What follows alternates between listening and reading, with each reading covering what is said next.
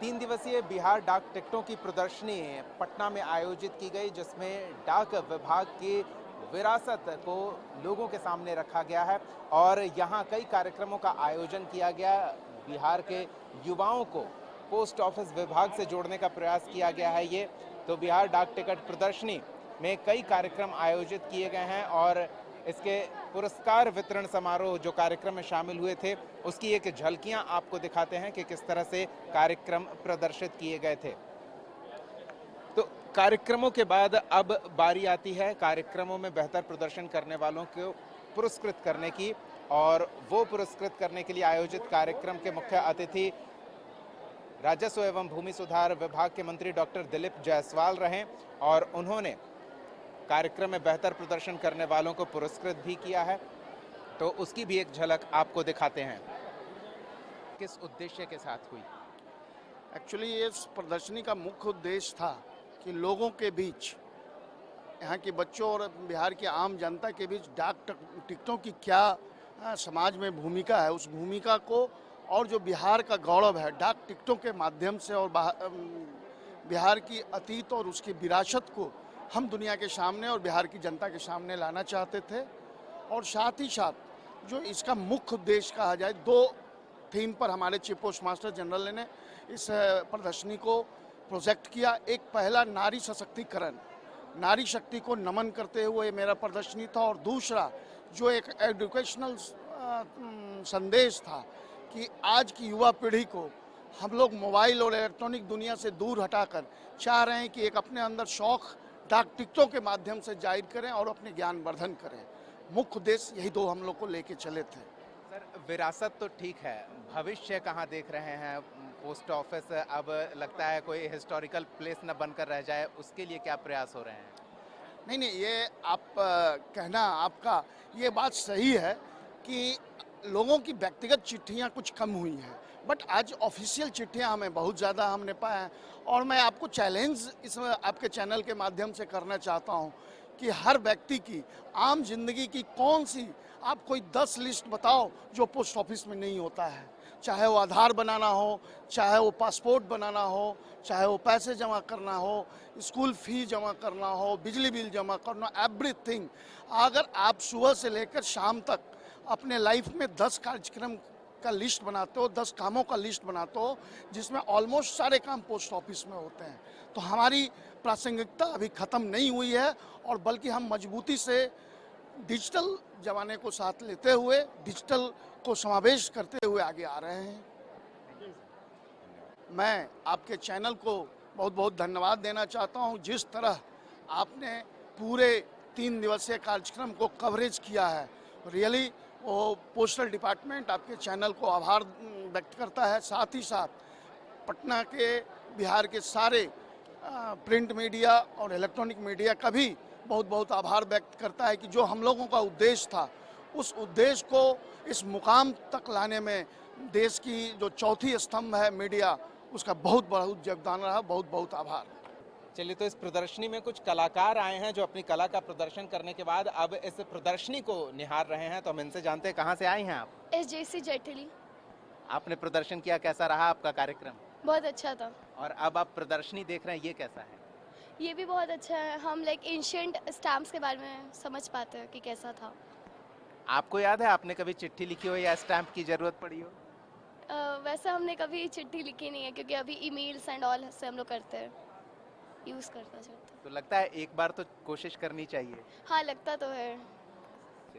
तो यही प्रदर्शनी का उद्देश्य है कि लोग जुड़ें डाक विभाग से, और ये वृहद संस्कृति है, भविष्य भी इसका बेहतर हो। तो यहाँ कुछ जानकारी साझा की जा रही है, तो आइए हम थोड़ी बातचीत यहाँ भी कर लेते हैं और किस तरह से क्या बताया जा रहा है, थोड़ा वो समझने का प्रयास करते हैं।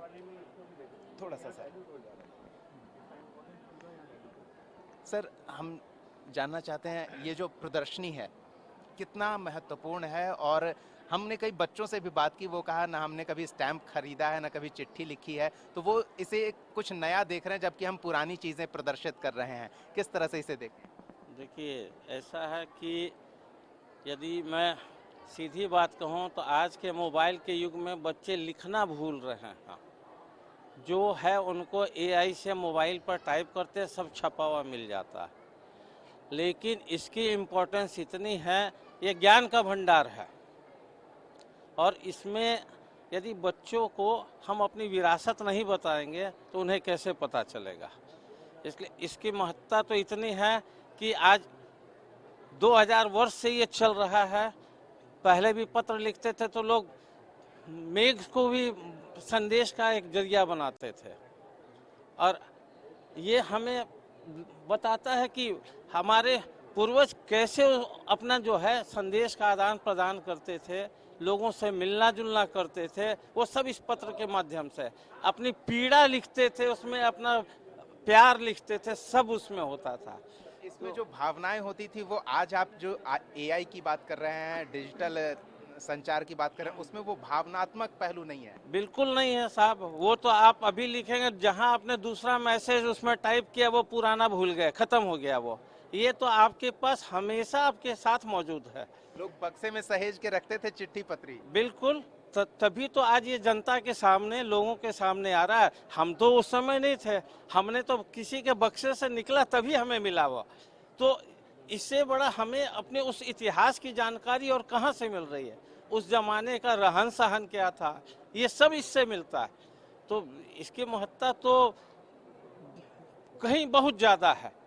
चलिए, तो संजय जी थे जो प्रदर्शनी निहार भी रहे थे और इसकी खूबियों का बखान भी कर रहे थे। तो ये कितना महत्वपूर्ण है ये हम समझ पा रहे हैं। तो हमारे साथ अनिल जी हैं, chief post master general Bihar circle. उनसे हम बात करते हैं। डाकिया डाक लाया, कभी ये सुना करते थे, आज डाक विभाग का स्वरूप कितना बदला? एकदम बदल गया है। विश्वसनीयता वही, छवि नहीं। हम लोग उसी जोश से, खरोश से, पैशन से काम कर रहे हैं। बट एक तस्वीर बदली है, हमारा क्लेवर बदला है, लेकिन वही स्टाइल है काम करने का। जैसे अभी बोला आपने, डाकिया डाक लाया, अभी है डाकिया बैंक लाया, डाकिया पासपोर्ट लाया, डाकिया आधार लाया, डाकिया आयुष्मान लाया।